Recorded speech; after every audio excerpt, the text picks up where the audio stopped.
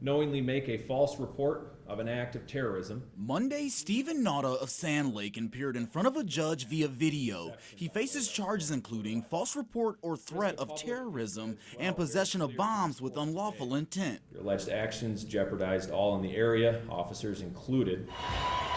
Friday, as a campaign rally for former President Donald Trump was wrapping up at Falk Production in Walker, Nauta was denied entry at a security checkpoint.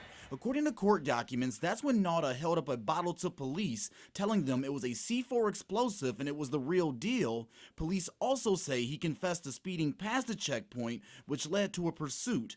When Nauta was stopped, he allegedly took bags of fertilizer from his vehicle and threw them to the ground to make it appear that they were explosives. He was eventually brought into custody. It's not lost on this court here today that your alleged actions were directed to stopping or hindering a fundamental aspect of this country's democratic process. During his court hearing on Monday, Nauta held his head down for most of the time, made gestures with his hands, and took his shirt off.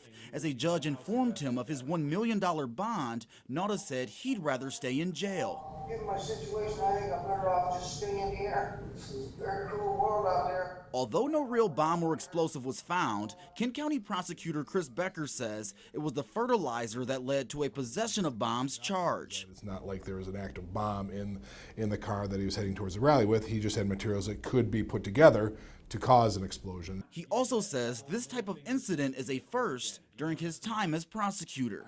And it's not like we don't have, presidential visits, presidential candidate visits, big events here in Kent County and Grand Rapids of a political nature.